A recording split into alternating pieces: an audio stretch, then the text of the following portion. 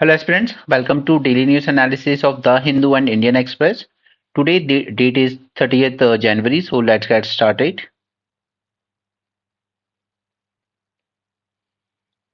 ये यहाँ पर मिस्टर हेमंत सोरेन को जब ईडी अरेस्ट करने गई तो वो यहाँ से गायब हो गए थे। ओके, तो ये सब हमारे काम की न्यूज़ नहीं है। हम लोग चलते हैं इस पर तमिलनाडु पर। अब देखिए यहाँ पर ना इस तरीके का माहौल बनाने की कोशिश हमेशा से की जाती है कि जो तमिलनाडु में गवर्नमेंट है लेड बाय मिस्टर स्टैलिन, ये हिंदू विरोधी है। तो यहाँ पर एक पेटिशन फाइल की गई that mister Stalin issued the oral order to ban the live telecast and conduct of religious event in connection with consecration of Ram idol at Ayodhya temple on January 22। तो स्टेट की जो DGP है वो कह रहे हैं कि इस तरह का कुछ नहीं हुआ है, ये सिर्फ स्टेट को पोर्ट्रे करने की कोशिश की जा रही है as a anti Hindu. And अगर आपको याद होगा तो बिहार का एक इंडिपेंडेंट रिपोर्टर है मनीष कश्यप, ठीक है, उसको अच्छा खासा काफी टाइम जेल में भी रह के आया है। वो उसका भी कुछ ऐसे एलिगेशन था कि कुछ फेक न्यूज स्प्रेड की थी उन्होंने कि बिहारी मजदूरों को तमिलनाडु में मारा जा रहा है। राइट, तो तमिलनाडु गवर्नमेंट इसके अगेंस्ट बहुत ज्यादा स्ट्रिक्ट रहती है आजकल एंड विजिलेंट भी रहती है कि इस तरह की जो इमेज पोर्ट्रे करने की कोशिश की जा रही है तमिलनाडु की, वो ठीक नहीं है। यहाँ पे जज वर्सेस जज केस, ये हमने बात की थी कलकत्ता में जो हुआ था कि मेडिकल एडमिशन में कुछ फेक कास्ट सर्टिफिकेट को लेकर एक इशू आया था। तो यहाँ पर एक जज ने दूसरे पर ही एलिगेशन लगा दिया था कि आप तो ये बायस्ड हैं, ये गवर्नमेंट के फेवर में जजमेंट देते हैं। तो यहाँ पर सुप्रीम कोर्ट ने सुमोटो कॉग्निजेंस लिया और इस केस को अपने पास ट्रांसफर कर लिया है। ये दिल्ली की कुछ सोलार पॉलिसी है, again not that important for us क्योंकि नेशनल लेवल पर नहीं है। बस बात इतनी सी है कि यहाँ पर आपको इस तरह के बेनिफिट दिए जा रहे हैं, जैसे अगर आपने सपोज कीजिए 300 यूनिट आपका टोटल कंजम्पशन है। ओके, इसके ऊपर आपने 100 यूनिट अपने यहाँ रूफ टॉप सोलार से प्रोड्यूस किए, तो आपको यहाँ पर वो 100 यूनिट का एग्जाम्पशन दिया जाएगा। ठीक है, गवर्नमेंट की तरफ से जो बिल आता है। राइट, तो इस तरह का है और इन्होंने टारगेट रखा है कि दिल्ली का करंट सोलार पावर प्रोडक्शन 1500 है, तो इसको बढ़ाकर किया जाएगा 4500 तक। ठीक है, और इनका टारगेट है 20% of Delhi electricity consumption will come from roof top power 2027। अब इसके बारे में दो तीन चीजें जानना जरूरी है सोलार पावर की जब बात आती है। पहली बात कि हम लोग अपना जो टारगेट था सोलार पावर का कि हमें 100 गीगावाट जनरेट करनी है, वो हमने मिस कर दी। हम करीब 70 गीगावाट ही कर पाए। राइट, तो अब हमने इस टारगेट को खिसका के कर दिया है 2026 तक, तो हम तब तक अचीव करेंगे। इस 70 गीगावाट में से भी रूफटॉप सोलार 100 में से हमें बनानी थी 40 गीगावाट रूफटॉप से, हम बना पाए हैं हार्डली 12 गीगावाट सोलार से। ओके, तो ये मिसिंग हुई है। इसके बाद हमने दूसरा प्लान लॉन्च किया है, प्रधानमंत्री सूर्योदय। अब इसमें हम रिन्यूएबल एनर्जी की कैपेसिटी को टारगेट नहीं कर रहे, यहाँ पर हम टारगेट कर रहे हैं 1 करोड़ हाउस होल्ड्स को, कि हम 1 करोड़ हाउस होल्ड्स पर रूफ टॉप सोलार सेटअप करेंगे। ठीक है, तो ये एक इम्पॉर्टेंट थिंग है सूर्योदय स्कीम, ये टारगेट्स हैं। इसके अलावा हमारा एक सबसे इम्पोर्टेंट अगर सोलार को लेकर कोई प्रोजेक्ट चलता है तो वो है पीएम कुसुम। ये मोस्टली टारगेट करती है कि एग्रीकल्चर सेक्टर में हमें सोलार पंप्स को प्रमोट करना है।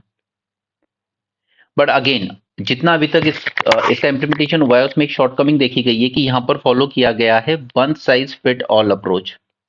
One size fit all approach में यानी कि हर जगह पर आपने सेम हॉर्स पावर का सोलार पंप दे दिया। ओके, बट हम जानते हैं कि कुछ जगहों पर जो ग्राउंड लेवल है वो बहुत ज्यादा नीचे है। ओके, तो वहां पर ये पंप काम नहीं कर पा रहे हैं। ऑलराइट, तो ये one size fit all approach इसमें एक वीक पॉइंट दिखता है। बाकी ये पीएम कुसुम क्या है और ओवरऑल पूरे सोलार सेक्टर पे भी मैं आपको एक सेपरेट अपने प्रीलिम्स रिवीजन में लेक्चर दूंगा। ओके, ताकि हम इससे आने वाला कोई भी क्वेश्चन अच्छे से हैंडल कर सकें।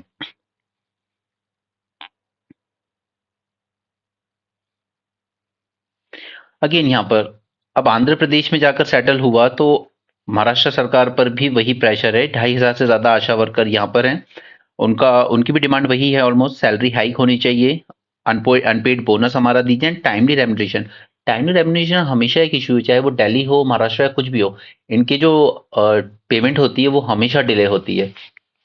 राइट, उसके बाद मैंने बताया था कि कुछ सरकार वो नॉर्म्स फॉलो नहीं करती है मिनिमम वेज वाले, इन्हें बहुत कम सैलरी पे रखा जाता है। लेकिन जब बात आती है एक फ्रंटलाइन वर्कर की तो सबसे आगे यही रहती हैं, बट इनकी सैलरी रेंज करती है फ्रॉम 7 to 11 के। इसके बाद इनकी कुछ डिमांड होती है कि हमें एक इंश्योरेंस कवर दिया जाए, वो एक जेन्युइन डिमांड है इनकी। इसके अलावा कि जब ये रिटायर्ड होती हैं तो there should be a lump sum compensation, ताकि आगे की जिंदगी बेटर तरीके से वो प्लान कर सकें अपनी। Okay, next Orissa. Now see, एक 100% state funding minimum support price दिया जाएगा, that is MSP, for minor forest produce as well. So tribals will be able to sell minor forest produce at MSP collected at procurement center by Tribal Development Cooperative Corporation Limited of Odisha. Okay, आगे चलते हैं। ये सब advertisement है उत्तराखंड का। सिर्फ उत्तराखंड के बारे में एक बात याद रखिएगा, जो आप यूज कर सकते हैं, दैट इज केदारनाथ में इन्होंने जो किया था, यहाँ पे इन्होंने क्यूआर कोड का बहुत अच्छा यूज किया था। जैसे अगर आपने पानी की बोतल खरीदी है तो उस पर क्यूआर कोड होगा। ओके, और आपसे एक्स्ट्रा 2 रुपीज लिए जाएंगे। जैसे अगर 10 रुपीज की बोतल है, मुझे तो नहीं पता वहाँ एग्जैक्टली कितने की मिलती है, बट अगर मान लेंगे 10 रुपीज की, तो आपसे 12 रुपीज लिए जाएंगे और आपको स्कैन करके खरीदना होगा क्यूआर को। ओके, उसके बाद जब बॉटल खाली होने के बाद आप इधर उधर फेंकने की बजाय जाकर प्रॉपर मशीन में डालेंगे, तो वहां पर ये क्यूआर कोड फिर से स्कैन होगा और आपके 2 रुपीज वापस से आपके अकाउंट में रिटर्न आ जाएंगे। ठीक है, तो दिस विल इंश्योर कि जो ऐसे टूरिस्ट प्लेस या धार्मिक जगहों पर जो लिटरिंग होती है, जो कचरा छोड़ जाते हैं लोग अपने पीछे, वो सब चीजें ना हो। Same goes with like sort of chips packet and so on. ठीक है, अगर ये भी आपने परचेज किया, आपसे 1-2 रुपए एक्स्ट्रा ही लिए जाएंगे उस टाइम। उसके बाद जब आप ये रैपर वापस से वेंडिंग मशीन में डाल देंगे, तो आप अपने पैसे और रिटर्न मिल जाएंगे। तो इससे बस ये इंश्योर करना है कि लोग इधर उधर वेस्ट प्रोडक्ट ना फेंक कर जाएं। तो वो आप ऐसे एग्जाम्पल यूज कर सकते हो। ऑल राइट, यहाँ पर बात आती है ग्रोथ की। अब देखिए, बात चारों तरफ चलती है, $5 ट्रिलियन इकोनॉमी बनाना है, $5 ट्रिलियन इकोनॉमी बनाना है, वो ठीक है अपनी जगह, बट इक्विटेबल भी तो होना चाहिए ना। ऐसा नहीं है कि ऊपर के टॉप के 5-10% लोगों के लिए $4 ट्रिलियन इकोनॉमी बना दी और बाकी उसी नीचे रील कर रहे हैं। अब इससे रिलेटेड ना दो चीजें याद रखिए। एक है गिनी कोफिशिएंट। गिनी कोफिशिएंट क्या करता है? It measures the inequality, right. और उसी तरह के से एक होता है कुजनेट्स कर्व। कुजनेट्स कर्व क्या होता है? ये एक इन्वर्टेड यू की तरह होता है, इसको आप इस तरीके से मान सकते हो। नाउ सी, ये कहता है कि जब एक इकोनॉमी ग्रो करती है, मैं कुजनेट्स कर्व बता रहा हूं आपको, जब इकोनॉमी ग्रो करती है ना, तो इनिशियली इनिशियली जो इनइक्वालिटी होगी वो ग्रो करेगी। कुछ लोग अमीर बन जाएंगे, कुछ पीछे रह जाएंगे एंड सो ऑन। उसके बाद जैसे जैसे इकोनॉमी और आगे बढ़ती है, तो फिर इनइक्वालिटी कम होना शुरू हो जाती है। ऐसा क्यों होता है? जैसे जब इकोनॉमी 91 में चलते हैं, जब 91 में हमने अपने रिफॉर्म्स वगैरह किए, प्राइवेटाइजेशन तेजी से किया, ग्लोबलाइजेशन का इम्पैक्ट हम पे हो रहा था, तो इमेजिन कीजिए दिल्ली, यहाँ लैंड प्राइसेस बढ़े एकदम से। राइट, तो जैसे जैसे लैंड प्राइसेस बढ़ते चले गए, but same sort of investment जो दिल्ली में आया, मुंबई में आया और बड़ी सिटीज में आया, वो पूरे इंडिया में तो नहीं आया। राइट, तो पहले इनइक्वालिटी बढ़ती चली गई। ये दिल्ली के लोगों की पर कैपिटा इनकम बढ़ती जाएगी, बढ़ती जाएगी, ठीक है, यहाँ तक पहुंचे। अब इस वक्त जिस फेज में हम लोग हैं, यहाँ पर हर कंपनी क्या चाहती है कि अब मैं थोड़ा सा स्मॉल टाउन की तरफ हम शिफ्ट करना चाहते हैं। क्यों? क्योंकि मेट्रो सिटीज में लैंड प्राइसेस बहुत ज्यादा बढ़ गए, लेबर कॉस्ट यहाँ पे बढ़ गई है, कॉस्ट ऑफ लिविंग ज्यादा है, तो हम थोड़ा सा आउटसाइड में जाना चाहते हैं। जैसे हम लोग बचपन में देखते थे कि जो कॉलेजेस स्कूल्स होते थे, सब एकदम बीच में होते थे सिटी के। आजकल कॉलेजेस हमें थोड़ा सा आउटसाइड में मिलते हैं due to cheaper land and so on. Right, तो फिर जो स्मॉल टाउन्स हैं, टियर 2 टियर 3 सिटीज हैं, इनमें भी इन्वेस्टमेंट आता है, इनमें भी बिजनेस आता है, और फिर वहां की भी पर कैपिटा इनकम बढ़ती है और जो इनइक्वालिटी है वो धीरे धीरे नीचे आती है। राइट, ये कहता है हमारा कुजनेट्स कर्व। क्लियर? देखिए, हमारे यहाँ थोड़ा सा कुछ अजीब सा ही हो रहा है। 91 से हमने शुरू किया, तो इनइक्वालिटी बढ़ती जा रही थी, बढ़ती जा रही थी, बट अब जब वो कम होनी चाहिए थी, ऑलमोस्ट 25 साल, 35 ईयर्स हो जाएंगे 2025 में, राइट। 35 ईयर्स में भी अगर आपकी इनक्वालिटी अब और ज्यादा बढ़ रही है, पहले इतनी नहीं बढ़ रही थी, अब और ज्यादा बढ़ रही है। 2020 में जब कोरोना आया, हमने देखा कुछ बिजनेस हाउस की इनकम बहुत तेजी से बढ़ी। इनफैक्ट अगर आप वर्ल्ड के टॉप 20 देखेंगे ना, सबकी इनकम घटी थी। एवरी बिजनेस, ओनली वन, एक बिजनेस ऐसा था जिसकी इनकम बहुत तेजी से बढ़ी थी, वो था अडानी ग्रुप। राइट, तो कहीं ना कहीं गवर्नमेंट की पॉलिसीज ऐसी रही हैं जिससे इनइक्वालिटी बढ़ी है। और अगर हम फैक्ट बेस्ड बात करें, तो आज वर्ल्ड में सबसे ज्यादा इनइक्वालिटी है रशिया में और सेकंड नंबर पर है इंडिया में।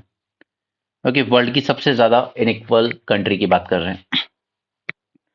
चलिए, यहाँ पर वर्ल्ड इकोनॉमिक फोरम का समिट हुआ था डेवोस में। वहां पर उन्होंने कहा भी था कि India was a $10 trillion economy in the making. तो हम बन जाएंगे, वो ठीक है अपनी जगह पर। ओके, और कई स्टेट ने टारगेट अपने सामने रखा है कि हम $1 ट्रिलियन इकोनॉमी बनना चाहते हैं। एक पर्टिकुलर स्टेट, उसमें उत्तर प्रदेश भी है और उसमें तमिलनाडु भी है। ठीक है? इन दोनों ने रखा है कि हम $1 ट्रिलियन इकोनॉमी बनेंगे। एंड देखिए एक बात और याद रखिएगा कि हमारे पास 30 स्टेट्स, यूटीज, कुछ इंपॉर्टेंट यूटीज को भी कंसिडर कर लें जैसे दिल्ली जैसी, तो out of 30 at least 15 state should grow at least around 8 to 9%। तब जाकर हम उस लेवल की इकोनॉमिक ग्रोथ अटेंड कर सकते हैं। अब ये वही स्टेट हो सकते हैं जिनके पास वो हिस्टोरिकल एडवांटेज है, जैसे महाराष्ट्र, तमिलनाडु, गुजरात, दिल्ली। ये वो स्टेट्स हैं जो हमें इस लेवल की ग्रोथ रेट दे सकते हैं। Clear? Now, from Davos to Lucknow to Chennai, never before the growth dominated the economic agenda in the democracies. But अब आजकल ग्रोथ पे फोकस किया जाता है, इवन इलेक्शंस में भी। जो लोकल स्टेट्स इलेक्शन भी होते हैं उनमें गवर्नमेंट यही प्रॉमिस करती है आपसे ग्रोथ। बट ग्रोथ के साथ साथ आ रही है inequality. Okay, after South Africa we are the most inequal country. उसके रिगार्डिंग आपको दो ही चीजें याद रखनी है, Gini coefficient and Kuznets curve. Now, one of the most unequal societies in the world, with government agencies appearing reluctant to supply data। अभी तो गवर्नमेंट की प्रॉब्लम ये है कि जब भी इससे डेटा मांगो तो वो अपने आप के हाथ खड़े करके we are NDA, no data available. ठीक है, कोविड फंड, पीएम केयर में फंडिंग कितनी आई और कितनी कहाँ कहाँ खर्च की, हम डेटा नहीं देंगे। और कोविड के टाइम पर कितने डॉक्टर्स की ऑन ड्यूटी डेथ हुई है, हमारे पास कोई डेटा नहीं है। गवर्नमेंट पावर्टी एस्टिमेट्स का कोई डेटा है, नहीं हमारे पास नहीं है। ठीक, तो हमेशा इस गवर्नमेंट के कंटेक्स्ट में ये चीजें देखी गई हैं कि डेटा प्रोवाइड नहीं करती है गवर्नमेंट, और जबकि बिना डेटा के आप कोई अच्छी पॉलिसी मेकिंग कर ही नहीं सकते। आप इनइक्वालिटी रिड्यूस करना है तो आपको पहले डेटा तो देना होगा ना, इनइक्वल कितनी है हमारी सोसाइटी। ना वर्ल्ड इनइक्वालिटी रिपोर्ट ये कहती है a poor country with an affluent elite. Okay, तो एक तरफ हमारी कंट्री वो भी है जहां 10% है जो दुबई भी जाते हैं, जो आईफोन भी यूज करते हैं, but at the same time overall country जब देखते हैं तो कहीं ना कहीं थोड़ी सी पुअर अपीयर होती है। रूरल वेज रेट जो पब्लिश करता है लेबर ब्यूरो, ओवरऑल सिंस ये जो एनडीए 2 यानी कि मोदी सरकार 2 जो आई है, ओके, इसके केस में पहले भी जो आर्टिकल है उसने यही बताया कि रूरल वेजेस में रियल टर्म में, ठीक है, रियल वेज ग्रोथ रिड्यूस हुई है, डिक्रीज हुई है। रियल की जब मैं बात कर रहा हूं तो मैं इसमें कह रहा हूं इन्फ्लेशन लैड। ऐसा नहीं कि 2014 में अगर कोई 100 रुपए पर डे कमा रहा था तो आज वो 130 रुपए कमा रहा है। ठीक है, वो ग्रोथ हुई है, वो ठीक है। लेकिन अगर उसको इन्फ्लेशन के साथ एडजस्ट करेंगे ना, तो ये इन्फ्लेशन के साथ एडजस्ट करने पे ये ग्रोथ उल्टा माइनस में दिखती है कि पहले उसको ज्यादा अच्छे लेबर चार्जेस मिलते थे, अब कम मिलते हैं। right? तो first thing you should remember कि रूरल वेज इन मोदी 2 सरकार डिक्रीज हुई है। Weakness of labour bureau data, अब इसकी वीकनेस ये है कि ये सिर्फ मेल वर्कर के वेजेस की बात करता है, विमेन वर्कर्स के वेजेस कंसिडर ही नहीं करता है। ठीक है, हमें इसके लेबर ब्यूरो के डेटा में विमेन वेजेस की बात ही नहीं करते, और हम जानते हैं सब जगह कि मेल वेजेस तो फिर भी ठीक ठाक मिल जाते हैं, विमेन को और भी कम मिलता है। कंस्ट्रक्शन साइट पे आप जाइए, वहां पर अगर मेल को मिल रहा है दिन का 300 तो उस विमेन को 200 ही मिलेगा, because they are considered as slow, कि आप लोग थोड़ा स्लो काम करोगी तो हम आपको 200 ही देंगे। The real wage rate has grown by 4.6% over 9 year from 2014 to 22-3। But ये जो रियल वेज में जो थोड़ी बहुत ग्रोथ भी है ना, ये पीक कर गई थी मिड पे, कहीं ना कहीं 2019 तक ये पीक कर चुकी थी। उसके बाद ये बिल्कुल ऐसे ही स्टैग्नेंट पड़े हैं। और अगर हम इनको रियल टर्म में देखेंगे विद एडजस्टिंग इन्फ्लेशन तो ये और डिक्रीज मिलेंगे हमें। Similarly real wage rate of non agricultural यानी कि कंस्ट्रक्शन वर्कर ये भी काफी लो रहे हैं। This implies that for about 35% of India's workforce, real wage have not grown since 2014. Right? This is the reality. Now, even though there is growth of the economy, per capita income at the bottom of pyramid is not rising. Okay, so 5 trillion economy बोलकर बताकर ये ठीक नहीं है। आप per capita income की बात कीजिए, वो भी स्पेशली वो लोग जो लोअर लेवल पर काम कर रहे हैं, उनके वेज क्यों रिड्यूस हो रहे हैं ग्रो होने की बजाय। Yeah, unequal societies are subject to worst form of social pathology, and these range from violence to disease to mental health disorder and so on. India has not historically given enough space in its economic policy to gross inequality of opportunity across its population. So it's high time India should focus on this inequality sort of thing. Otherwise, इनके बहुत dangerous consequences आते हैं। ये article है public health पर। हमने eradicate कर दिया है smallpox, polio, neonatal tetanus, measles through improved sanitation and vaccines. ठीक है, हमने नए हॉस्पिटल्स बनाए, हमने सब्सिडाइज किया ट्रीटमेंट्स को even in private hospitals, emergency response, population health policies. But अब ये जो पॉपुलेशन हेल्थ पॉलिसी यानी कि जैसे डेंगू के केसेस आना शुरू होंगे दिल्ली में, ठीक है, तो हम अलग से कैंप लगा देंगे, ठीक है, हम टेम्पररी हॉस्पिटल्स भी सेटअप कर देंगे वो टेंट वगैरह में। बट ये सब चीजें क्या होता है, ये होते हैं, आप कह सकते हो these are all knee jerk reaction.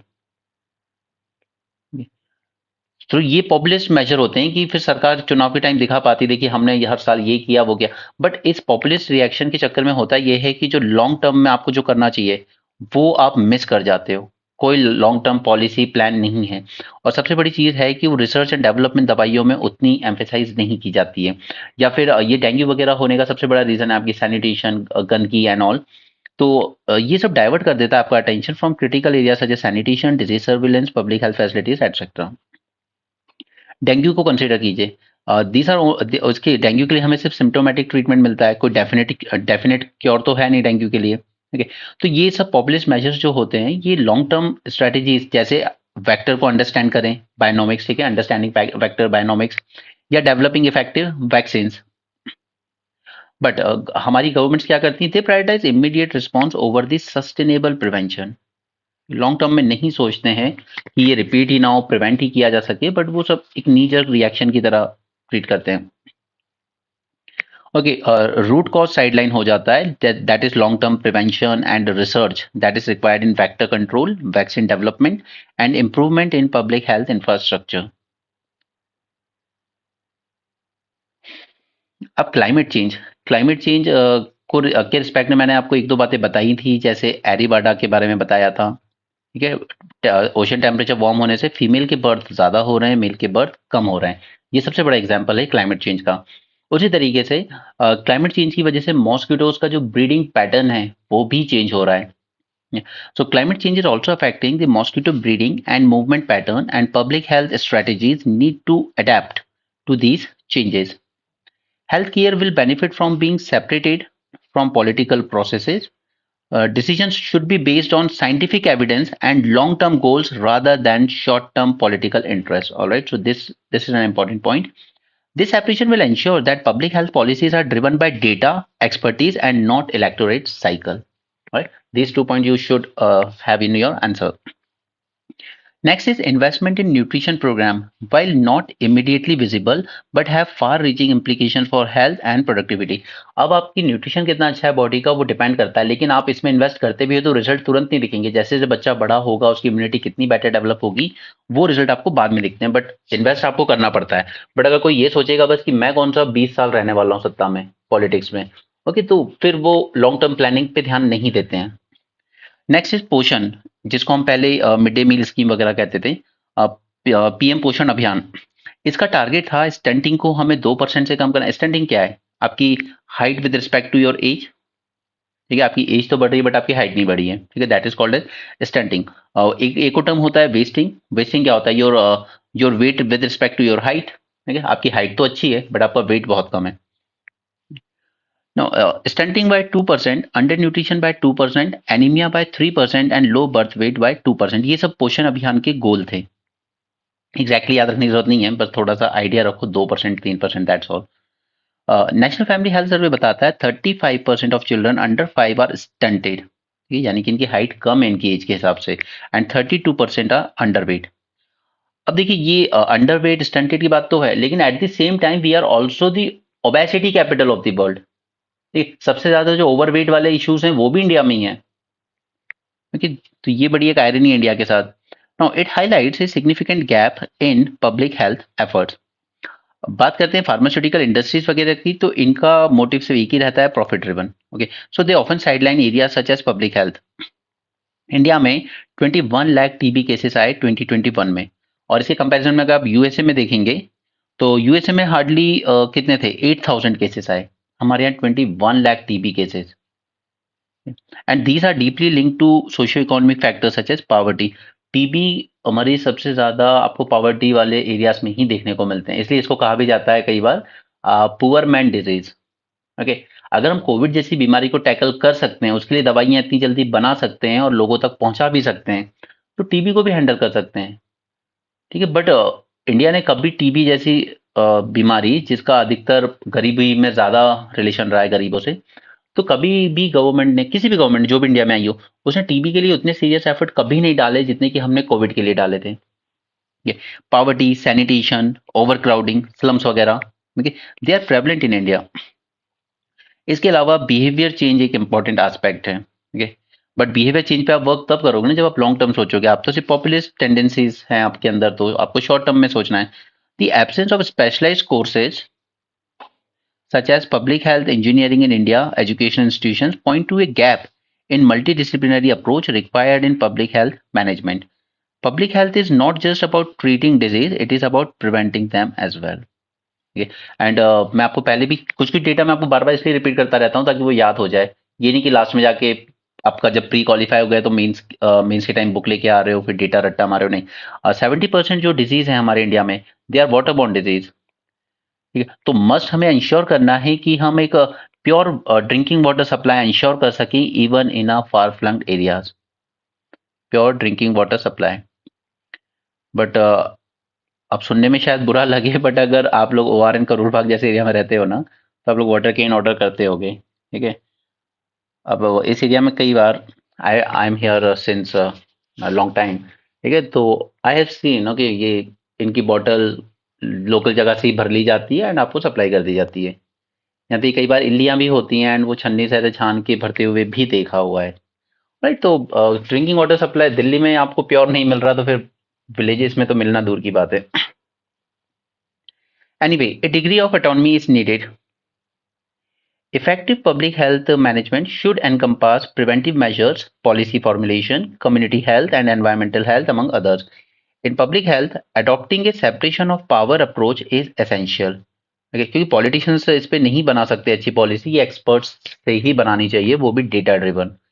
A fair and effective health system requires freedom from political influence, focusing on policy making and implementation driven by scientific evidence and long-term objective. Infectious disease, non-communicable disease, healthcare access, mental health, misinformation pose challenges that demand a more holistic long-term approach to public health, and separation of healthcare decision making from short-term political goal is crucial. So this is a wonderful conclusion for you. Okay, तो अपने health को लेकर अपने health पे जो भी notes बना रहे हो उसमें इस कंक्लूजन को ऐड जरूर कर लेना ताकि आपका एग्जाम हॉल में टाइम सेव हो। नो सी, इसका मैं आपको सिर्फ क्रक समझाऊंगा, न्यूट्रिशन के impact on cognitive development. No we all know, again don't take it personally, ठीक है। एक हम कुछ फॉरवर्ड कास्ट की बात करते हैं और दूसरी तरफ हम कुछ बैकवर्ड कास्ट या आप कह लीजिए कि जो सो कॉल्ड दलित्स हैं उनकी बात करते हैं। सी, forward caste, they were the first one to have that educational access, right? And education के साथ आप में आती है awareness, awareness with respect to your health and nutrition, right? Now, अगर आपने प्रेगनेंसी के टाइम या बच्चे की अर्ली जो ग्रोथ होती है, स्पेशली फर्स्ट 6 मंथ्स और उसके बाद की अगले 2 साल, उसमें अगर आपने उसके न्यूट्रिशन का ध्यान रखा है तो वैसी बात है कि चाहे वो उसका आईक्यू लेवल हो, उसकी कॉग्निटिव स्किल्स हो, या फिर उसका टाइम ऑफ अटेंशन हो, या फिर उसकी मेमोरी हो, या फिर आप कह लीजिए लॉन्ग टर्म रिटेंशन की कैपेबिलिटी हो, ये सब बेटर होगी क्योंकि उसे उस एज में हेल्थ और न्यूट्रिशन का खास ध्यान रखा गया है, उसके खुद के बचपन में भी और उसकी मदर की प्रेगनेंसी के टाइम भी, right. Now comes same thing to backward caste और so called Dalit caste. Now when people say कि अगर ये ठीक नहीं है पढ़ने में तो ये हमारा फॉल्ट है क्या, इनको कम मार्क्स पे सिलेक्शन दे दिया जाता है, तो we need to understand that educationally education was not accessible to the backwards and dalits for generations. Alright, अगर आज भी आप ओबीसी दलित्स में देखेंगे तो जो गर्ल्स हैं आज जो 20-25 की हैं, these are the first generation graduates, these are the first generation graduate.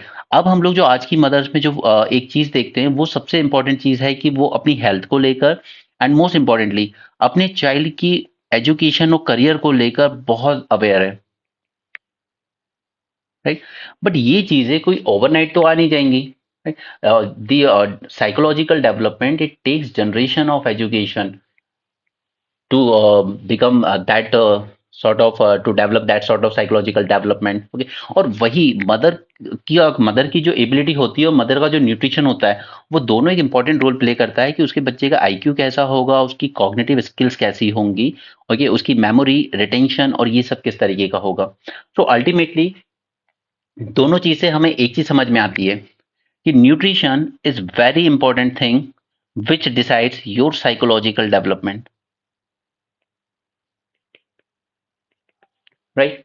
Otherwise हमें इस न्यूट्रिशन का अगर ये पुअर रहा तो इसका सीधा सीधा इम्पैक्ट देखने को मिलेगा उस बच्चे की कॉग्निटिव स्किल पर, और वो पूरे लाइफ टाइम. जैसे हम लोग कई बार अपनी प्रिपरेशन में बच्चे देखते हैं जो जिनको देख के लगता है काफी पढ़ते हैं, बहुत मेहनत करते हैं, बट कहीं ना कहीं आईक्यू लेवल उतना ज्यादा अच्छा नहीं है, माइंड उतना शार्प नहीं है, मेमोरी रिटेंशन उतनी अच्छी नहीं है, या उनका फोकस जो है वो वीक है.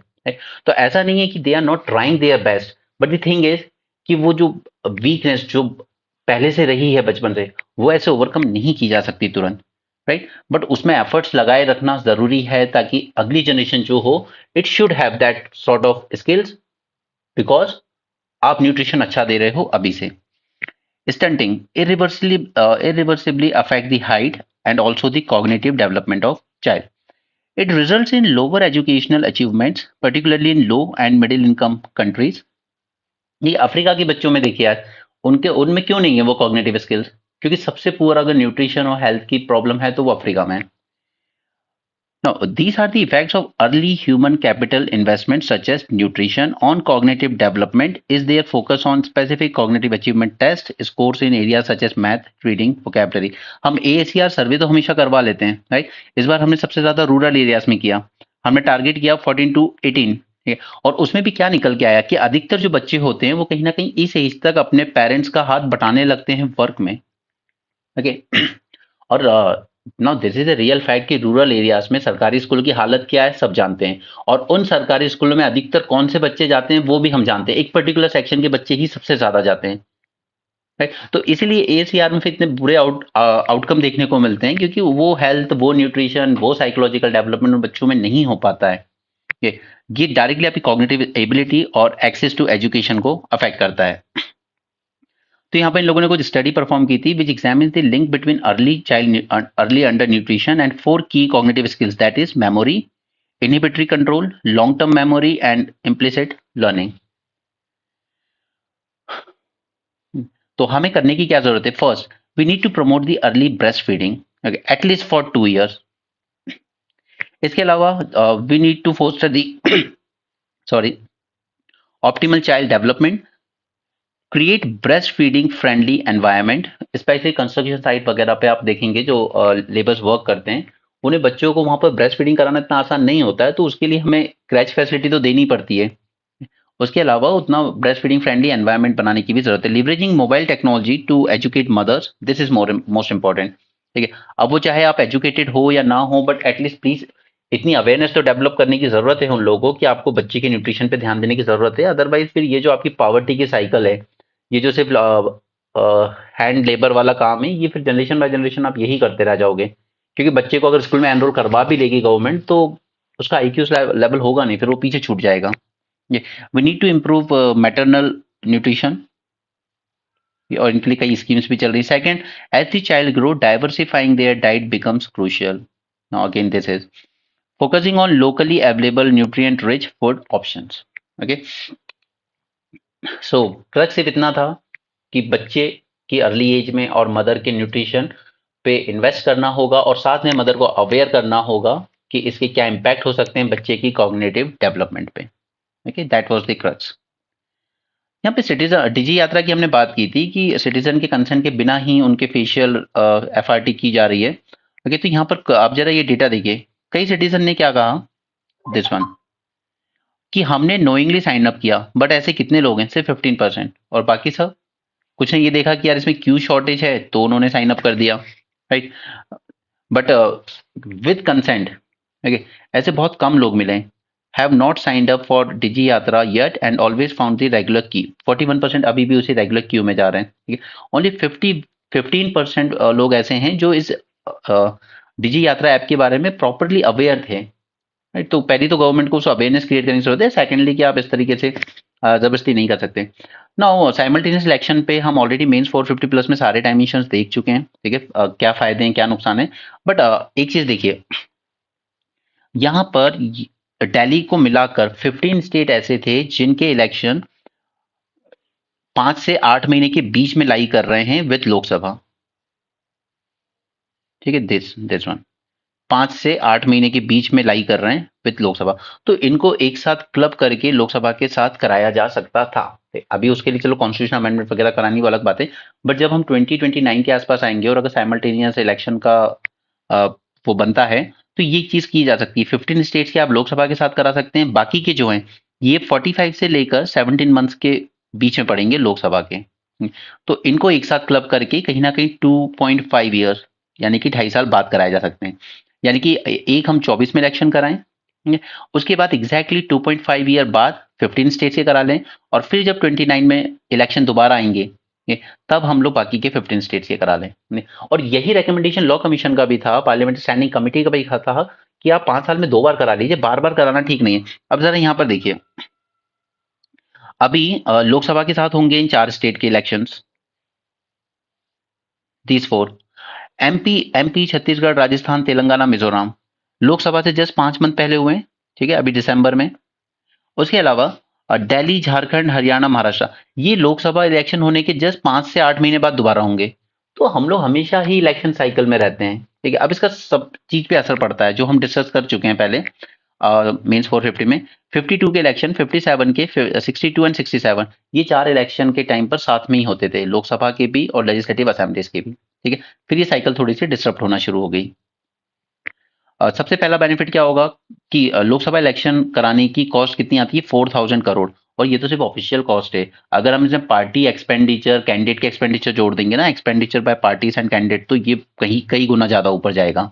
Eight is 5-6 states election that happen every year, ठीक है। This hinder the policy making and governance, model code of conduct आ जाता है ऑलमोस्ट 45-60 डेज के लिए, और कोई न्यू स्कीम अनाउंस नहीं की जा सकती। सिमिलरली एडमिनिस्ट्रेटिव मशीनरी डिस्ट्रिक्ट में पूरी स्लो डाउन हो जाती है, क्योंकि एसपी कलेक्टर सब उसकी तैयारी में लग जाते हैं। पैरामिलिट्री फोर्सेस जो अपनी ड्यूटी पे होती हैं नक्सल प्रभावित एरियाज में, उनको विड्रॉ किया जाता है वहां से और उनको लगाया जाता है इलेक्शन ड्यूटी पर। There is impact on administrative efficiency, और सबसे बड़ा इशू जो है इलेक्शन हर साल आने का, पोलराइजिंग कैंपेन, ओके। ये फिर हिंदू मुस्लिम जातिवाद और ये सब चलता रहता है आपका, क्योंकि हर साल कहीं ना कहीं इलेक्शन है और सोशल मीडिया पे ये सब चीजें चलती रहती हैं फिर। So this create deep fissures in a multi religious and multilingual country. Similarly states have their own unique set of issues. अब अगर आप एक साथ कराओगे ना, तो कई बार हो सकता है कि नेशनल इशू ओवर पावर कर जाए लोकल इश्यूज को। National issues overshadowing regional and state-specific issues, national political parties would have a significant advantage over regional parties। ये फैक्ट है, okay? क्योंकि अगर जैसे पाकिस्तान पे कुछ होता है या चाइना के साथ कुछ होता है, तो उसका एक इम्पैक्ट क्रिएट होता है, तो फिर वो एक प्राइम मिनिस्टर की इमेज बनती है। अब वही इमेज को देखकर अगर तमिलनाडु केरल में भी लोग वोट कर दे, तो वहां के लोकल इश्यूज दबे रह जाएंगे और नेशनल इश्यूज उनके दिमाग पर ज्यादा असर करेंगे। So that will definitely detrimental to federal spread, क्योंकि एक लेवल प्लेइंग फील्ड नहीं रह जाएगी फिर नेशनल पार्टीज और रीजनल पार्टीज के बीच। एंड ये जो टाइमली बीच बीच में इलेक्शन होते हैं ना, they serve as effective feedback mechanism for the government in power. अगर आप 5 साल में एक ही बार कराओगे ना, तो फिर तो आपने एक बार जीत लिया, फिर 5 साल आप क्या कर रहे हो उससे और जनता को क्या तकलीफ है उससे आपको फर्क ही नहीं पड़ेगा, क्योंकि कोई चेक आ ही नहीं रहा है। जैसे 2014 में मोदी जी जीत के आए, 2018 में बीजेपी एमपी छत्तीसगढ़ राजस्थान तीनों स्टेट हार गई थी, तो वो कहीं ना कहीं एक चेक था कि आपकी कुछ पॉलिसी शायद ठीक नहीं जा रही हैं, तो 2019 के इलेक्शन के लिए आपको कुछ करेक्शन करने की जरूरत है, राइट। वो एक फीडबैक की तरह काम करता है। लेकिन अगर इलेक्शन से 5 साल में एक ही बार होना है, तो फिर एक बार जीतने के बाद ध्यान नहीं देगी कोई भी गवर्नमेंट आप पे। नाउ अब ये सब करने के लिए हमें जरूरत पड़ेगी कॉन्स्टिट्यूशनल अमेंडमेंट की, वो सब मैंने डिस्कस कर दिया था वहां पर। हमें आर्टिकल 83 85 जो कि बताता है अबाउट ड्यूरेशन, यानी कि 5 साल ड्यूरेशन होना चाहिए असेंबलीज का। 172 74 डिसोल्यूशन की बात करता है, ठीक है, with respect to Lok Sabha legislative assembly, and it will also require amendment to article 356 जो प्रेजेंट रूल है। नाउ अलग अलग कमीशन की रिपोर्ट्स देख लेते हैं। Report of law commission, parliamentary standing committee on personal and so on. First, the election to Lok Sabha and nearly half of the state can be clubbed together and another cycle after 2.5 years। तो यही इनका है, law commission की report यही कह रही है, और यही सबसे this is the best way out. Any no confidence motion in Lok Sabha and Legislative Assembly should be mandatorily accompanied by confidence motion. अब सिर्फ सरकार गिराने से काम नहीं चलेगा, आप उसको अल्टरनेटिव भी बना के दीजिए। क्या आप सरकार बना पाएंगे अगर आप बीच में गिरा रहे हैं तो? ठीक है। और जो नई सरकार बनेगी वो सिर्फ अगर जैसे सपोज कि डिसॉल्व हो भी जाए कि कोई सरकार नहीं बना पाई या कोई भी वजह से असेंबली डिसॉल्व हो गई, तो जो ड्यूरेशन होगा न्यूली कंस्टिट्यूटेड हाउस का, it should be only for the remainder period of the original house. Now see, अगर मान लो किसी ने 3 साल बाद सरकार गिरा दी, ओके, किसी भी वजह से, या लेजिस्लेटिव असेंबली पूरी डिसॉल्व हो गई, तो इस चीज को डिस्करेज करने के लिए क्या होगा कि अब आप अगर दोबारा इलेक्शन लड़ते हो और आप जीत के भी आते हो ना, तो आपको सिर्फ 2 साल का ही टेन्योर मिलेगा। अब कौन चाहेगा यार कि 2 साल बाद मैं दोबारा मेहनत करूंगा जनता के बीच जाके? तो ऐसे में ये जो बार बार डिसॉल्व करने का जो प्रोविजन है उसको डिस्करेज किया जाएगा इसके थ्रू, राइट। अगर हम यहाँ पे सपोज कि 3 साल बाद सरकार गिराई और अब पूरे 5 साल का टेन्योर देंगे नई सरकार को, तो उनको बहुत अच्छा लगेगा, कभी भी सरकार गिरा दो, अपना एक बार जीतना है 5 साल के लिए, ठीक है। लेकिन यहाँ पर आप 2 साल के लिए ही जीतोगे और उसके बाद दोबारा इलेक्शन में जाना होगा जनता के बीच, ठीक है। तो ये बार बार की मेहनत तो कोई भी नहीं करना चाहेगा। तो इसलिए ये प्रोविजन रखा जाएगा कि जो नई सभा बनेगी आफ्टर डिसोल्यूशन, वो सिर्फ रिमेनिंग ड्यूरेशन के लिए ही होगी। राइट। तो ये 3 इंपॉर्टेंट रिकमेंडेशन है। पहला, क्लब कर दीजिए 50% स्टेट लोकसभा के साथ, 50% बाद में। दूसरा, नो कॉन्फिडेंस मोशन अगर आप ला रहे हो तो साथ में एक ऑल्टरनेटिव कॉन्फिडेंस मोशन भी लाइए कि इनकी सरकार अगर गिरती है तो हम बनाने के लिए तैयार हैं। और अगर कोई अनअवॉइडेबल रीजन हो कि नहीं हो ही नहीं सकता, ये सरकार चल ही नहीं सकती, सपोज कि कोई सरकार बहुत कम्युनल टाइप की एक्टिविटीज कर रही है, राइट, या बहुत ज्यादा हाईली करप्शन हो रहा है, तो डिसॉल्व अगर हो भी जाए ऐसे में असेंबली, तो फिर जो नई असेंबली बनेगी वो सिर्फ रिमाइंडर टर्म के लिए ही बनेगी। Okay, these 3 important recommendation you should remember. South Africa है वो साइमल्टेनियस इलेक्शन ही कराता है। नाउ आइडियल सॉल्यूशन क्या है? तो there is lack of consensus among political parties. तो बेस्ट तो यही है कि 5 साल में 2 बार इलेक्शन कराए जाएं सिर्फ। Okay, and duration of the newly constituted house should be only for reminder period. और अगर कोई बाई इलेक्शन आते हैं अलग अलग जगह, जैसे किसी की डेथ हो गई, किसी एमपी एमएलए की, तो ऐसे बाई इलेक्शंस को क्लब किया जाए और ये सिर्फ साल में एक ही बार होंगे, वंस ईयर। लाइक सपोज कि महाराष्ट्र है, कर्नाटका है, यूपी है, इन सब में कुछ कुछ लोगों की सपोज डेथ हो गई, रिजाइन कर दिया, या करप्शन केस में जेल चला गया एंड सो ऑन, तो बाई इलेक्शन यहाँ पे आया, यहाँ पे जो बाई इलेक्शन के चांसेस बनेगी, यहाँ पे जो बाई इलेक्शन के बनेंगे, यहाँ पे जो बनेंगे, इन सबको एक साथ क्लब किया जाए और साल में बस एक बार करवा लिए जाए, right, to fill these seats. That's it for this article. Electric vehicle adoption. अब देखिए, इसमें अगर आप गाड़ी खरीदते हो ना, तो आप ये मान लीजिए कि इसमें 40% कॉस्ट जो है वो इलेक्ट्रिक व्हीकल से ही, सॉरी, ये बैटरी सिस्टम की होती है। तो बैटरी सिस्टम को हमें क्या बनाना है? हमें बनाना है एक तो इसको ज़्यादा एफिशिएंट, यानी कि एक चार्जिंग में ज़्यादा किलोमीटर तक चल सके, और दूसरा दूसरा दूसरा हमें इसको बनाना है सेफ, क्योंकि कई बार fire incidences in battery systems की वजह से देखे गए। अब ये बैटरी सिस्टम का काम किस तरीके से करता है? तो एक होता है एनोड और दूसरा होता है कैथोड, बीच में एक होता है इलेक्ट्रोलाइजर।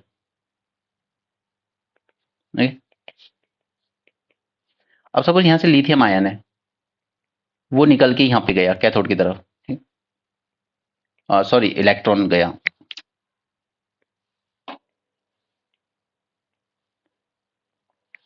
चलिए इस पे सीक्वेंस में समझाता हूँ। Electric vehicle in India with sales recording 50% growth compare to 22। Okay, so growth तो अच्छी देखने को मिल रही है। Second, Indian EV market expected to reach $100 billion by 2030। तो ये आपका एक अच्छा सा इंट्रोडक्शन के 2 पॉइंट बन जाते हैं यहाँ पर। Battery system account for 40% of vehicle cost. Long range, ज्यादा देर तक चले चार्जिंग में, और चार्जिंग फास्टर भी हो, और improve safety. These are 3 goals जो हमें देखने पड़ते हैं। Now, lithium ions in the anode give up electrons while travel to the cathode through an external wire. This ये इन इलेक्ट्रॉन्स की वजह से ही करंट प्रोवाइड होती है जो कि मोटर को रन करता है व्हीकल में। साइमल्टेनियसली लिथियम आयंस, अब क्योंकि इसने इलेक्ट्रॉन लूज कर दिया है तो ये हो गया positively charge, so they will travel through the electrolyte जो बीच में है to reach the cathode. Now during charging, अब चार्जिंग के टाइम पर ये प्रोसेस जस्ट उल्टा हो जाता है, reverse, with lithium ions being forced to travel back through the electrolyte to cathode. Okay, so अगर हमारा ये एनोड है, ये कैथोड है, ठीक है, यहाँ से लिथियम आयन जो होगा वो अपना इलेक्ट्रॉन यहाँ से रिलीज कर देगा और वो चला जाएगा कैथोड के पास, और बीच में है आपका इलेक्ट्रोलाइजर, ठीक है? अब ये जो लिथियम आयन है ये इस इलेक्ट्रोलाइजर के थ्रू होते हुए कैथोड पे जाएगा, और जब हम डिस्चार्ज की बात कर रहे हैं या जब इसको रिवर्स करना है, जब जब चार्ज करेंगे हम इसको, अगर डिस्चार्ज हो गई तो फिर यही प्रोसेस जस्ट रिवर्स हो जाएगा, ठीक है, एनोड की तरफ आ जाएंगे। यानी कि हमें इस प्रोसेस को हम जितना एफिशिएंट बना पाएंगे उतना ही हमारी बैटरी बेटर होगी, right. Lithium atoms in the anode give up electrons which travel to the cathode through external wire and this stream of electron provide the current. Simultaneously lithium ions, क्योंकि अब positively charge रह गया, ये जो lithium ion रहा ये positively charge, क्योंकि electron तो उसे निकाल दिया। So this positively charge lithium ion travel through the electrolyte, इस इलेक्ट्रोलाइट के थ्रू ट्रैवल करेगा टू रीच द कैथोड, और चार्जिंग के टाइम पर यही प्रोसेस रिवर्स हो जाता है।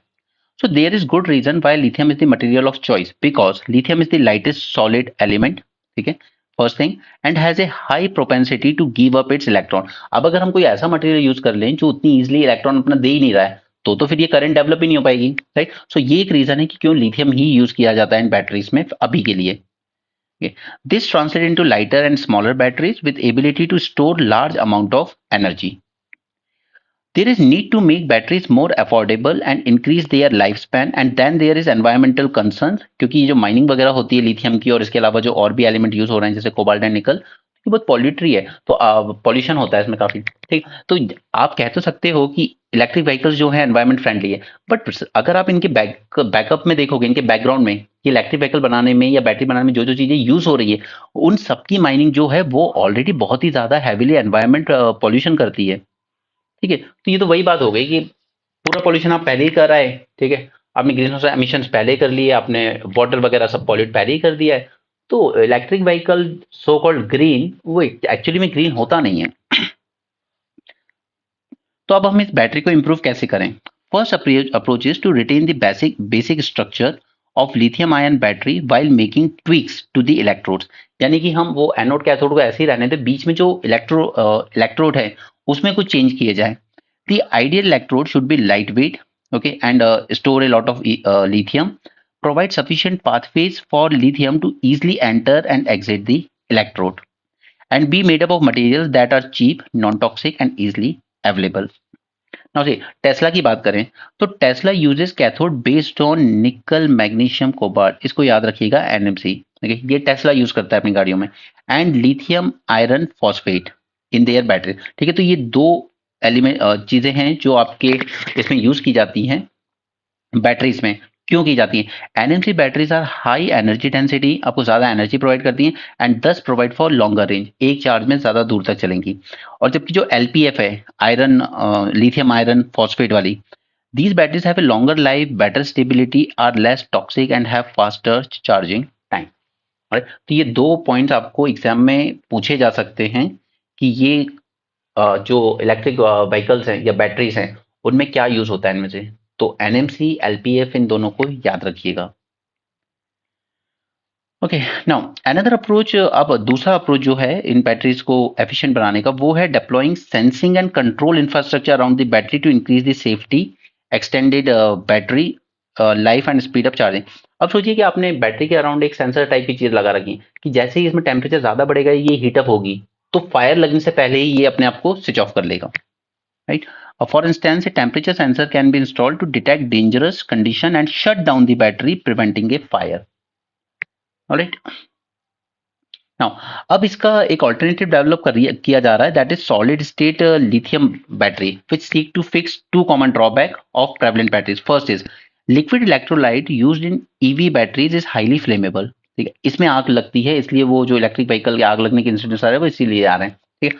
तो हम इसको रिप्लेस कर सकते हैं with heat resistant light weight solid electrolyte. अब इन दोनों में आपको डिफरेंस कराऊंगा, lithium ion batteries and solid ion batteries में, ठीक है, मैं किसी और लेक्चर में लूंगा, आज नहीं।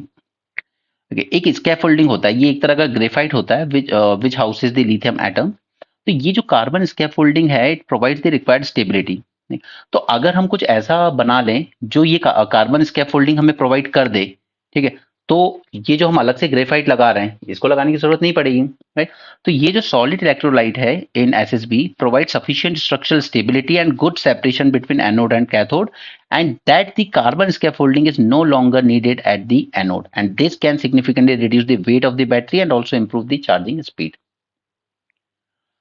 Okay, now India has good ecosystem that can support further progress in EV batteries. जैसे मार्केट हमारा बढ़ रहा है, एनवायरनमेंट है हमारे पास स्टार्टअप्स को सपोर्ट करने के लिए, फ्रेंडली गवर्नमेंट पॉलिसीज हैं इलेक्ट्रिक व्हीकल के लिए, FAME one FAME two, successful home grown EV companies जैसे ओला इलेक्ट्रिक।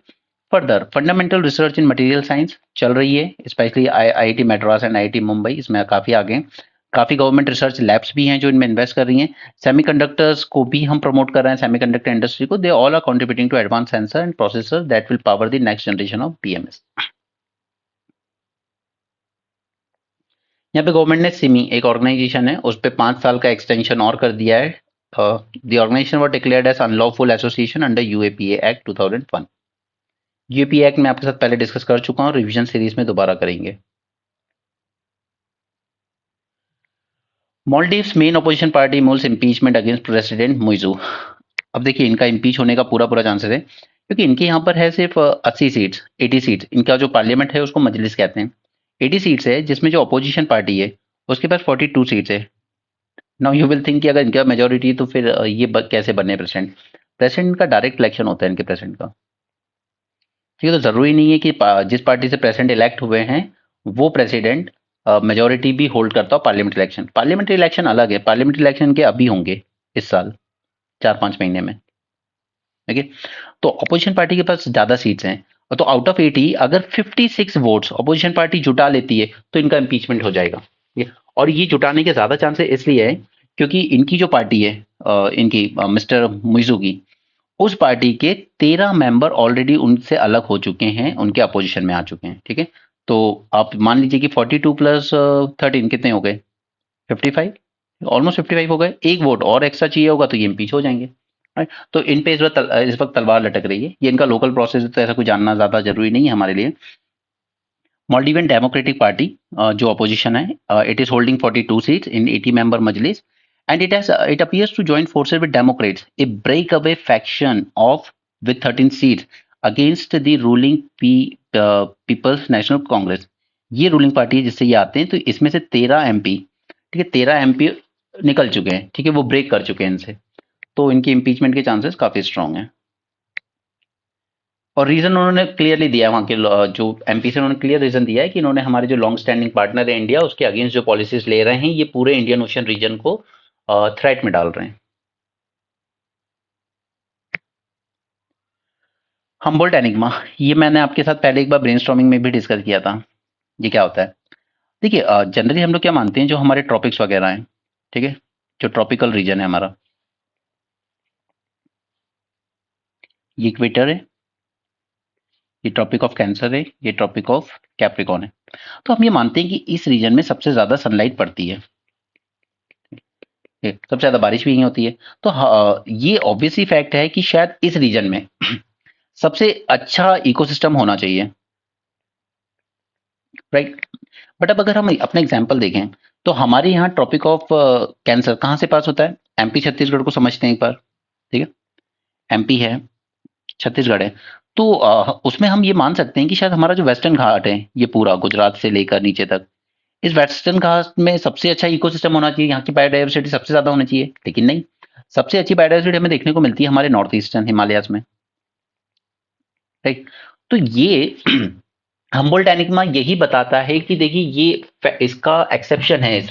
जो हमने जो पॉइंट्स की बात की, इनके एक्सेप्शन में जाता है कि ऐसा नहीं है कि सब कुछ सिर्फ इसी बेसिस पर डिसाइड होगा। और माउंटेन्स आर दी एक्सेप्शन। कई बार हमें माउंटेन्स जो थोड़े हाई लैटिट्यूड में होंगे उन पर भी अच्छी खासी बायोडाइवर्सिटी देखने को मिलती है। और ये पूरा चांसेस है कि आपको ये मेंस में आ सकता है, इसलिए मैंने इसको ब्रेनस्टॉर्मिंग में आपके साथ डिस्कस किया था। हम्बोल्ट पहले तो ये एक पॉलीमैथ थे। पॉलीमैथ का मतलब ये होता है एक आदमी जो अलग अलग फील्ड में एक्सपर्टीज रखता हो। लाइक हम लोग जो हिस्ट्री में अपने लोग पढ़ते हैं ना, वो सब पॉलीमैथ टाइप के ही लोग थे। वो लिटरेचर में भी बहुत अच्छे थे, राइट, वो लॉयर भी हुआ करते थे। ओके, और उसी तरीके से वो पॉलिटिशियन भी हुआ करते थे, कई बार वो सिविल सर्वेंट भी हुआ करते, तो इसको कहते हैं पॉलीमैथ। ठीक है, कई बार वो अलग अलग लैंग्वेज का नॉलेज भी रखते थे। नाउ यहाँ पर बात हो रही है कि how climate were similar across various mountains in different parts of the world. Humboldt suggested that there was a relationship between temperature, altitude, and humidity on one hand, and the occurrence pattern of species इन इस example of, इन्होंने example use किया था Chimborazo mountain का, जो कि इक्वेडोर में है। Now what is Humboldt एनिग्मिया, इस पे फोकस कीजिए। The world's tropical areas receive more energy from the sun because of Earth's angle of inclination. So the tropics have greater primary productivity, which then facilitate greater diversity, more ecological niche become available, creating more complex ecosystem and greater biological diversity। ठीक, तो जहां पर ज्यादा सन की race पड़ती है वहां पर हम मानते हैं कि यहाँ पर बारिश भी ज्यादा होगी, इसमें पूरी एनर्जी ज्यादा होगी, यहाँ पर ये सिस्टम ज्यादा प्रोडक्टिव होगा और यहाँ की बायोडाइवर्सिटी सबसे अच्छी होगी। ठीक है, ये नॉर्मल माना जाता है। बट जो हम्बोल्ट एनिग्मा के प्रोपोनेंट्स हैं वो कहते हैं that Earth's tropical areas by themselves don't contain all the biodiverse region, and many areas outside the tropics are highly biodiverse, and these places are mountains। ठीक है, तो कई बार आपको ट्रॉपिक्स से बाहर भी जो माउंटेन्स होंगे ना, वो भी उन पे भी डाइवर्सिटी बहुत ज्यादा मिलती है। While we expect diversity to decrease away from tropics, mountain have been important exception। क्योंकि अगर हम ट्रॉपिक से दूर जाएंगे, ऊपर के दूर दूर, ठीक है, तो बायोडाइवर्सिटी डिक्रीज होनी चाहिए, बट ऐसा नहीं है। हम दूर जाते हैं, फिर सपोज कि यहाँ पर कोई माउंटेन आ जाता है, तो हम देखते हैं कि यहाँ पर तो बायोडाइवर्सिटी इंक्रीज हो गई है। ठीक है, इसी को कहते हैं हम्बोल्ट एनिग्मा। राइट, ट्रॉपिक्स में दूर जाने से जो ट्रॉपिक से दूर जाने पर बायोडाइवर्सिटी इन जनरल डिक्रीज होती है, but mountains are the exception, वहां पे हमें बायोडाइवर्सिटी में सडनली इंक्रीज देखने को मिलता है, और इसी को कहते हैं Humboldt enigma. Alright, now a simple way to think of Humboldt enigma in India is to consider biodiversity in a tropical area south of Tropic Cancer passing through Madhya Pradesh and Chhattisgarh. These areas are supposed to be the most diverse in the country. The Western Ghat plus Sri Lanka biodiversity hotspot lies in this zone. ठीक है, तो इसमें biodiversity बहुत होनी चाहिए, but नहीं। Eastern Himalayas are much more diverse. Okay, in fact, they are the second most diverse areas of perching birds, and for river birds, Eastern Himalayas may be most diverse in the world. So, what drives this biodiversity? पहला geography, दूसरा climate, और तीसरा geology भी, कि वो mountain बने कैसे हैं, उनमें किस किस तरह के रॉक्स वगैरह, ये किस किस तरह के मिनरल्स मिलते हैं हमें, उस तरीके का, जिस तरह के रॉक्स होंगे, जिस तरह के मिनरल्स होंगे, उसी तरह का फॉरेस्ट डेवलप होगा। राइट, तो ज्योग्राफी, जियोलॉजी, क्लाइमेट, क्लाइमेट में वो सब आ जाएगा, टेम्परेचर, रेनफॉल एटसेट्रा। ठीक है, तो ये तीन मोस्ट इंपॉर्टेंट फैक्टर्स होते हैं बायोडाइवर्सिटी के। These are main drivers of mountain biodiversity. Geological process like uplift result in new habitats where new species arise. So habitats are cradles. Second, species on some climatologically stable mountains persist for a long time. So these spots are museums that accumulate many such species over time. Example, Shola Sky Island in the Western Ghats हमारे यहाँ। North Andes range including Chimborazo जहाँ पर इन्होंने study किया था is considered the most diverse place in the world. Geology, ये भी एक इम्पैक्ट है। द मोर जितना ज्यादा heterogeneous, more heterogeneous the geological composition of mountain is, the more biodiverse they are. Even in tropical regions where we expect higher biodiversity, the mountains with lower variety of rocks are relatively less biodiverse. अगर हम ये भी देखें कि tropical region में mountain है, वो mountain पे हम एक्सपेक्ट करेंगे यहाँ पे बायोडाइवर्सिटी अच्छी होगी, बट कई बार उतनी अच्छी नहीं होती। क्यों? क्योंकि उसका जो रॉक फॉर्मेशन है वो उतना सपोर्टिव नहीं था कि वो बहुत अच्छा फॉरेस्ट ग्रो कर सके। राइट, तो ये इस तरह के पॉइंट्स में यूपीएससी आपको कंफ्यूज करेगा। ठीक है, इन जनरल हम एक्सपेक्ट करते हैं कि ट्रॉपिक से हम दूर जाएंगे बायोडाइवर्सिटी कम होगी, but they are exception, and this exceptions are mountains which is known as Humboldt enigma. Second, कि ट्रॉपिक्स पर भी हो सकता है कि माउंटेन भी है, लेकिन उसके बाद भी उसकी बायोडाइवर्सिटी इतनी अच्छी नहीं है। क्यों? बिकॉज ऑफ इट्स जियोलॉजी, कि उसके यहाँ पे रॉक फॉर्मेशन किस तरह का हुआ था। Clear? So high geological heterogeneity often produces unique habitat pitches on mountains within similar climate regimes and promotes diversification। अब ये सब स्टडी करने के लिए हमने काफी सारे प्रोग्राम्स लगा रखे हैं। National mission on Himalayan studies, national mission on sustaining the Himalayan ecosystem, national mission on biodiversity, human wellbeing, they all need to be strengthened, bolstered by will to support basic research on diversity। Okay, अब चलिए Indian express पे चलते हैं, इसको भी देख लेते हैं जल्दी से। कंसल्टेंट राज, इस पे हम पहले भी बात की हमने।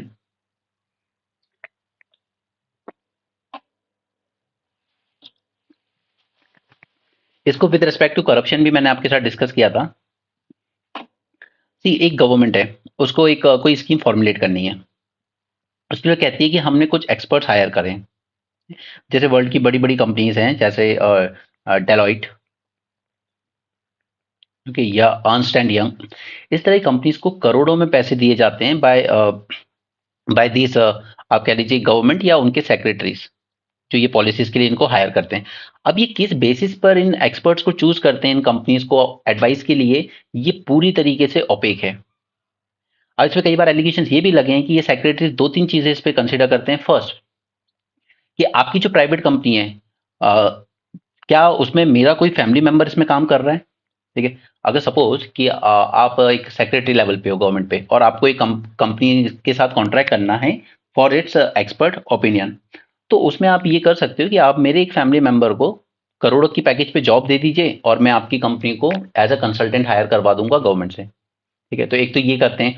दूसरा, कि ये जो कंपनीज होती हैं ये लोग खुद उनके फैमिली मेंबर्स को जॉब्स ऑफर करते हैं कि सर आप हमारा ये काम करा दीजिए गवर्नमेंट के इस प्रोजेक्ट पे, आपके फैमिली मेंबर को, बेटे को, बेटी को या वाइफ को हम करोड़ों के पैकेज पे अपने यहाँ रखेंगे। ये ट्रू एलिगेशन हैं, चाहे यूपी गवर्नमेंट की बात हो या पंजाब गवर्नमेंट की, ये ट्रू एलिगेशन है। इस पे प्रॉपर एक स्टडी आई थी जो मैंने आपके साथ इंडियन एक्सप्रेस में डिस्कस की थी पहले।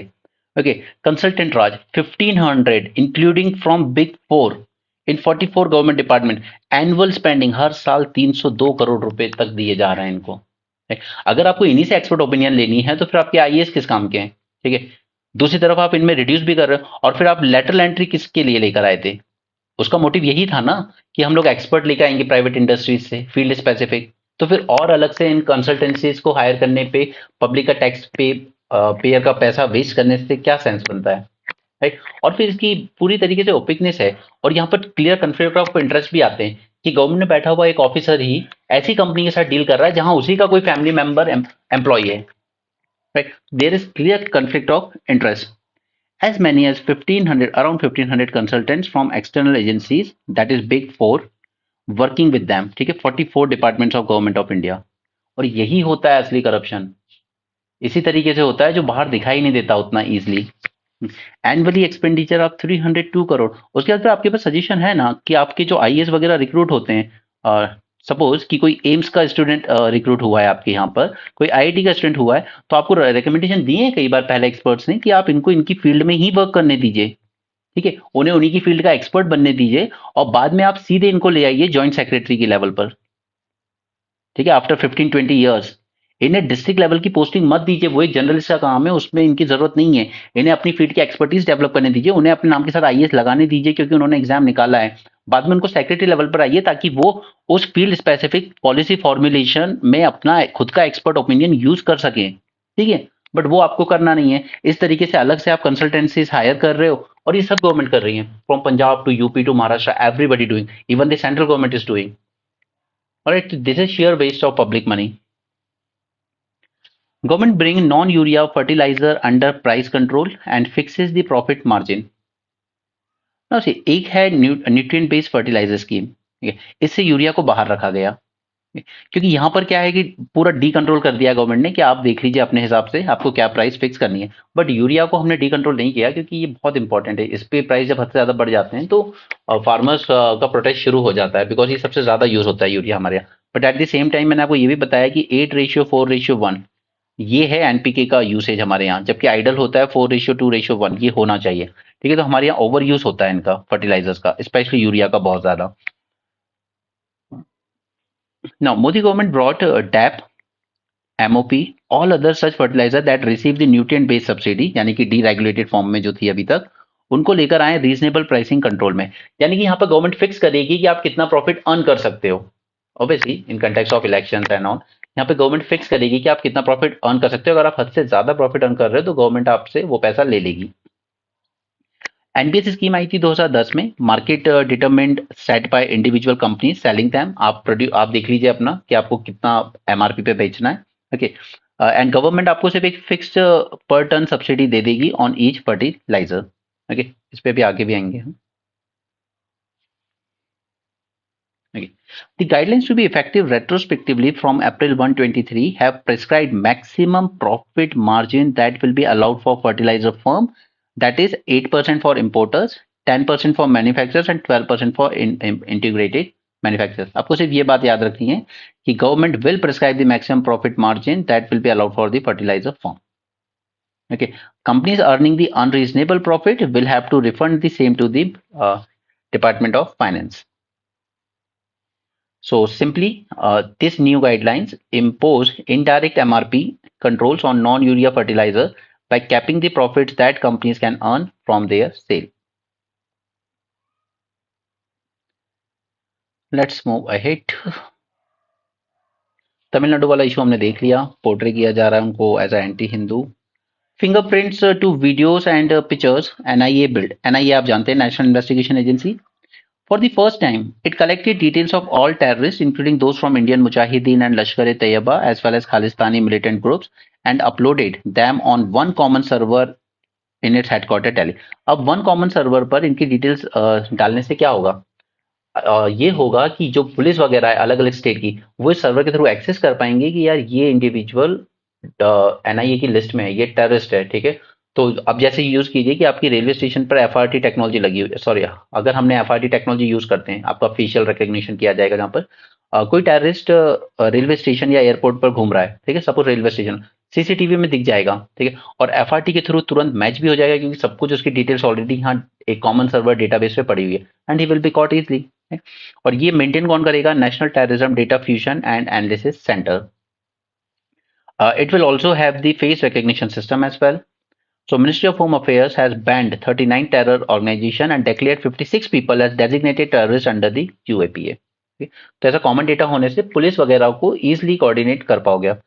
अब जैसा मैंने आपको बताया था कि 3 डिमांड है हिंदू संगठनों की, Ayodhya, Kashi that is Varanasi and Mathura. तो वाराणसी में ज्ञानव्यापी मॉस्क का इशू चल रहा है, वहां पर ये एएसआई ने कह दिया है कि ये मंदिर था. दूसरा, अब बात है मथुरा की, कृष्ण जन्मभूमि. ओके, तो supreme court extend the stay on survey of Mathura Shahi Idgah complex. तो अभी के लिए तो उन्होंने स्टे लगा रखा है सुप्रीम कोर्ट ने कि सर्वे भी नहीं होने देंगे हम लोग, बट देखते हैं जैसी भी केस आगे बढ़ेगा. ये सब छोड़िए, वो तो मराठास में अब ये है कि आपने मराठास को कह दिया है कि हम आपको ओबीसी के 27% पाई में ही रिजर्वेशन देंगे, तब ओबीसी लोग प्रोटेस्ट कर रहे हैं कि अगर आप सबको ओबीसी में डाल दोगे तो 27% का फिर मतलब ही क्या है. ये सब पॉलिटिकल एडिटोरियल्स हैं आज, हमारे यूपीएससी पॉइंट ऑफ व्यू से कुछ काम का नहीं है, हम अपने काम की चीज देखते हैं. ओके, यहाँ पर यूनाइटेड नेशन रेफ्यूजीज के लिए जो चलता है पैलेस्टीन के, UN official Sunday urge countries to reconsider the decision to suspend funding to united nation agency for Palestinian refugees. ये फाउंड की गई थी 1949 में आफ्टर 1948 अरब इजरायली वॉर, क्योंकि 7 लाख पैलेस्टीनियन अपने घर से डिस्प्लेस हो गए थे. UN agency operates in Gaza, West Bank, Lebanon, Syria and Jordan. जो पैलेस्टीनियन रेफ्यूजीज रह रहे हैं उनके एजुकेशन के लिए, हेल्थ के लिए वर्क करती है. ओके, 5.9 मिलियन पैलेस्टीनियन रेफ्यूजीज हैं इन सब कंट्रीज में मिला के. Okay, almost 6 crore. सो और ये पूरा जो है, ये पूरा फंड वॉलेंट्री होता है, अलग अलग कंट्रीज पे कंट्रीब्यूट करती हैं, बट इन लोगों ने फिलहाल के लिए सस्पेंड कर दिए क्योंकि उन्होंने कहा है कि इनके लिंक है हमास के साथ. जो टेररिस्ट अटैक हुआ हमारे यहाँ अक्टूबर में, उसमें इनके 12 मेंबर्स थे जिन्होंने इस फंड को डाइवर्ट करके हमास को दिया उल्टा. Quota on UGC draft norms not important for you, बस ये है कि अगर रिजर्व सीट फिलअप नहीं की जाती है प्रोफेसर वगैरह के लेवल पर, तो इसको डी रिजर्व कर दिया जाएगा और फिर इनको डाल दिया जाएगा ओपन कैटेगरी की सीट में. तो इस पे इन्होंने एडवाइस मांगी थी, ये ड्राफ्ट रेगुलेशन में आई थी ये बात, तो इस पे काफी सोशल मीडिया पर प्रोटेस्ट हुआ, तो फिर फाइनली इसको ड्रॉप कर दिया गया है कि ऐसा कुछ नहीं कर रहे हैं. ठीक है, तो not important for you to know. Now rover, ये जो परसिवरेंस वहां पे काम कर रहा है मार्स पे, इसने बताया है कि ये जो क्रेटर है जेरोसो क्रेटर, इसमें उसको प्रॉपर लेक सेडिमेंट्स मिले हैं जो कि वाटर के थ्रू डिपॉजिट किए गए. तो ये माना जाता है कि शायद ये कभी वाटर से कवर रहा होगा Mars, and it may have harboured microbial life as well. आपके एग्जाम के लिए जरूरी है सिर्फ जेरोसो क्रेटर, ठीक है, क्योंकि मून भी बहुत न्यूज में रहा है, तो गलती से मून मत टिक कर देना कि जेरोसो क्रेटर कहाँ है मून पे, नहीं, इट इज ऑन मार्स. ठीक है, याद रखिएगा. अब तक हम बहुत से टेररिस्ट ऑर्गेनाइजेशन देख चुके हैं जिनको ईरान फंड कर रहा है इनडायरेक्टली. ठीक है, हमने हमास देख लिया था, हमने हिजबुल्ला देख लिया था जो लेबनान में एक्टिव है, और हमने हाउदी रेबेल्स देख लिया था. अब एक और निकल के आया है जिसने यूएस की फोर्सेस को टारगेट करा है जॉर्डन में. जॉर्डन में यूएस के कुछ बेस हैं, उन पे ऑपरेट करा है. Radical Iran backed militant group operating in Syria and Iraq known as Islamic resistance of Iraq. Alright, तो ये इराक में एक्टिव है और again supported by Iran. Jordan's army is one of the largest recipients of Washington's foreign military financing. US troops used the garrison while fighting against Islamic State or Iran-backed militants known as Islamic Resistance of Iraq. ठीक है, मैं सबके बारे में आपको details दे चुका हूं पहले। सी फूड, अब जरा एक बार ये सोचिए कि इंडिया श्रीलंका के बीच सबसे बड़ा डिस्प्यूट क्या है? फिशरीज को लेकर। ठीक है, फिशरमैन अरेस्ट कर लेते हैं लोग, और इवन इतनी फिशिंग हो रही है यहाँ पर कि ओवर एक्सप्लॉइटेशन हो रहा है दोनों का, दोनों की तरफ से फिश जो रिसोर्सेज उनका ओवर एक्सप्लॉइटेशन हो रहा है, राइट? तो इनके रिश्ते कैसे सुधर सकते हैं? अगर हम इन फिशेस को लेबोरेटरी में डेवलप कर लें, राइट? और वैसे ही कुछ यहाँ पे कर रहे हैं, इनके सेल्स के थ्रू लेबोरेटरी में डेवलप करने की कोशिश की जा रही है। कोची में हेडक्वार्टर है हमारे आईसीएआर की, central marine fisheries research institute का। This is first thing you should remember. Second, इन्होंने साइन किया है एक प्राइवेट सेक्टर स्टार्टअप के साथ agreement, offering cultivated meat technology solution to grow fish meat in laboratory. तो ये कैसे ग्रो होता है? देखिए, इसको कल्चर्ड या कल्टीवेटेड भी कहते हैं। Seafood without the sea and without the need to raise and kill an animal, तो आपको एक एनिमल की जान नहीं लेनी पड़ेगी। Cultivated fish meat is produced by isolating specific cells from fish and growing them in laboratory. हमें एक स्पेसिफिक सेल आइडेंटिफाई करना होगा फिश में से, और फिर उस सेल को लेबोरेटरी में ग्रो करना होगा, ताकि वो रेप्लिकेट कर सके same flavour, same texture, nutritional quality of real fish meat. ठीक है, तो यहाँ पर किया गया है for pomfret, kingfish and seerfish. Next is what is the need to grow fish meat? काफी सारी नीड्स हैं। First, developing commercial viable lab grown fish meat is expected to address the ever growing demand for sea food and reduce the excessive pressure on wild resources that is overfishing. Potential for ensuring food security and environmental benefits, क्योंकि जो lab grown fish meat होगा it will have antibiotics and environmental contamination से free होगा ये। क्यों? Because they are not in contact with any microplastic और heavy metals in the polluted sea और oceans, तो ये ज्यादा हेल्दी होगा। सिमिलरली, कुछ डेवलपमेंट्स भी देखने को मिले हैं प्राइवेट फर्म्स के थ्रू, जैसे इसराइल में it produce lab grown fresh water eel meat. Okay, और इसको बहुत जल्दी ये मार्केट में भी लाने की तैयारी में। सिंगापुर ने पहली बार 3D printed first ever ready to cook fish fillet using animal cell grow in laboratory. ठीक है, तो ये दो एग्जांपल हैं जो आप दे सकते हो। Next is sustainable and secure future for C food production in India. अब देखिए, मैंने श्रीलंका का एग्जाम्पल क्यों लिया था, क्योंकि मैं आपसे इंटरनेशनल रिलेशन के टर्म्स में भी कह रहा था। अगर इंडिया श्रीलंका के इश्यूज की बात आती है, या अगर आपसे इंटरव्यू में पूछा जाता है, तो आप इन चीजों को कनेक्ट करके बताइएगा।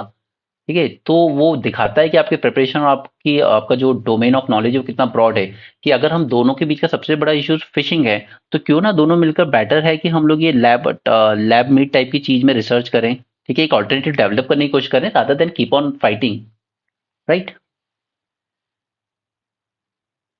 मॉल्डिव्स वाला इशू मैंने समझा दिया आपको। साइबर इंफ्रास्ट्रक्चर को सेफगार्ड करने के लिए हमें जरूरत है इंडियन प्रोडक्ट्स की। अब मैंने कल आपको चाइना कंटेक्स्ट में बताया था कि उसने टेस्ला वगैरह जो कार है इनको बैन किया है अपने जो मिलिट्री या सिक्योरिटी टाइप की जगह है उनसे। क्यों? क्योंकि ये पूरा डिजिटल बेस्ड चीजें हैं इस गाड़ी में। इसमें कैमरे भी होते हैं, इसमें लोकेशन ट्रेस होती है, सब कुछ होता है। ठीक, तो वो क्या हो रहा है कि अल्टीमेटली आप जैसे आपने सीसीटीवी इंपोर्ट किया चाइना से, और ये बहुत सीरियस कंसर्न भी था, क्योंकि हमारे यहाँ डीआरडीओ की लेबोरेटरी में जो सीसीटीवी लगे थे उन्हीं पे लिखा हुआ था मेड इन चाइना। तो ये बात जब सोशल मीडिया पे सामने है, तो लोगों ने पूछा सीरियस, गवर्नमेंट सीरियस है अपनी सिक्योरिटी को लेके? ओके, तो यहाँ पर गवर्नमेंट प्रमोट करना चाहती है इंडिया मेड प्रोडक्ट्स।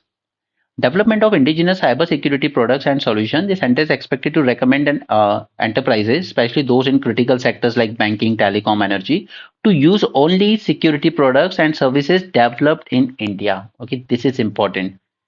वही प्रोडक्ट्स यूज कीजिए जो इंडिया में डेवलप किए गए, इंपोर्टेड प्रोडक्ट्स मत यूज कीजिए। तो इसके लिए गवर्नमेंट लेकर आने वाली है national cyber security reference framework. High profile attack हमने डिस्कस किया ही था, एम्स दिल्ली का 3 दिन तक वेबसाइट हैक रही और रैंसमवेयर डिमांड किया गया आपसे। तो हमें जरूरत है फॉर्मुलेट करने की sector specific legislation. Critical infrastructure, critical information infrastructure पर आपको मेंस 450 में ऑलरेडी एक वीडियो दिया जा चुका है, वहां से देख लेना। National critical information infrastructure protection centre बनाया गया है जो रिपोर्ट करता है डायरेक्टली प्राइम मिनिस्टर को, प्राइम मिनिस्टर ऑफिस को, with support from national cyber security coordinator. Okay, that's it for this session. थोड़ा सा लेंदी हो गया है शायद lecture, but anyway that's it. So thanks for joining, have a great day and keep learning.